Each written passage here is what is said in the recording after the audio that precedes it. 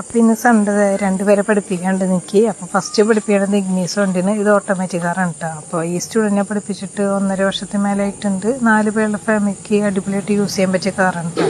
പിന്നെ ഇത് ഓട്ടോമാറ്റിക് കാറാണ്. അപ്പോൾ നെക്സ്റ്റ് കാറും കാണിച്ചു തരാം. പിന്നെ ഫസ്റ്റിൻ്റെ ക്ലാസ് കൊടുത്തത് ഗ്രൗണ്ടിൽ നിൽക്കാനും കുറേ നാളായി ഞാൻ പഠിപ്പിച്ചിട്ട്. അപ്പോൾ സ്റ്റിയറിങ് അങ്ങനെ യൂസ് ചെയ്യണം, ബ്രേക്ക് അങ്ങനെ ചവിട്ടണം, ആക്സിലേറ്റർ ഞാൻ എങ്ങനെ കൊടുക്കാമെന്ന് കാരണം ജസ്റ്റ് ഗ്രൗണ്ട് ക്ലാസ് കൊടുത്തതിന് ശേഷമാണ് ഞാൻ റോഡ് ക്ലാസ് കൊടുത്തത്. ആൾ വലിയ കുഴപ്പമൊന്നും ഉണ്ടായിരുന്നില്ല.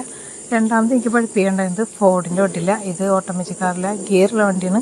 അപ്പോൾ ഫസ്റ്റ് ഞാൻ ജസ്റ്റ് ഒന്ന് ഓടിച്ച് നോക്കി, കുറച്ച് അധികം ഓടിച്ച് നോക്കി. എന്താണെന്ന് വെച്ചാൽ ആക്സിലേറ്ററും ബ്രേക്കൊക്കെ അറിയാൻ വേണ്ടിയിട്ടാണ് ഓടിച്ച് നോക്കി.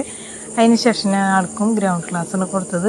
ആൾ ക്ലച്ചും ബ്രേക്കൊക്കെ ഞാൻ പറഞ്ഞുകൊണ്ട് ചവിട്ടി നിർത്തുന്നുണ്ടോ, അതിന് സ്റ്റിയറിംഗ് അങ്ങനെ യൂസ് ചെയ്യാനൊക്കെ അറിയാൻ വേണ്ടിയിട്ടുണ്ട് ജസ്റ്റ് ഓടിച്ചതൊക്കെ. ആളും വലിയ കുഴപ്പമൊന്നും എനിക്ക് തോന്നിയില്ല. നമ്മൾ റോട്ടിലുള്ളവർ വല്ലാണ്ട് മെനക്കെടുത്താനും പാടില്ലെന്ന് വെച്ചിട്ടാണ് ജസ്റ്റ് ഗ്രൗണ്ട് ക്ലാസ് കൊടുത്ത് 1.5 മണിക്കൂറോടെ ക്ലാസ് വന്ന ശേഷമാണ് റോട്ടിൽ പോയത്. നിങ്ങൾക്കും ട്രെയിൻ പഠിക്കാൻ താല്പര്യം ജസ്റ്റ് എന്നെ കോൺടാക്ട് ചെയ്താൽ അടുത്തുള്ള ഉറപ്പായിട്ടും ട്രെയിൻ പഠിപ്പിക്കുന്നതായിരിക്കും. പിന്നെ ഇവരൊക്കെ ഫാമിലി എന്നാണെങ്കിലും ആ ഹസ്ബൻഡിനും ചീത്തതിന് ശേഷം എൻ്റെ അടുത്ത് എന്തെങ്കിലും വരുന്നത്. അപ്പോൾ എനിക്ക് നമ്മൾ പറയാനുള്ളത് എല്ലാവരും പോലെ എല്ലാം ഞാൻ പഠിപ്പിക്കുക. കാരണം അവർക്ക് എങ്ങനെയാണ് മനസ്സിലാവണം എന്ന് വെച്ചിട്ടുണ്ട് അതേ രീതിയിൽ ഞാൻ പഠിപ്പിച്ചു കൊടുക്കാറ്. പക്ഷേ ഇപ്പോൾ ഒരാൾക്ക് പറയാത്ത രീതിയിലോ ഇയാൾക്ക് മനസ്സിലാവാം. പിന്നെ ഭാവിയിൽ നമുക്ക് ട്രെയിൻ എന്ന് പറഞ്ഞ കാര്യം അത്യാവശ്യമുള്ളൊരു കാര്യമാണ്. എല്ലാവരും ട്രെയിൻ പഠിക്കണം. ആരും ഡിപ്പെൻഡ് ചെയ്ത് എല്ലാ കാലത്തും നിൽക്കാൻ നമുക്ക് പറ്റുന്നില്ല. അപ്പോൾ പുതിയ അപ്ഡേഷൻ വീഡിയോസ് കാണാനായിട്ട് ജസ്റ്റ് ഫോളോ ചെയ്യാം.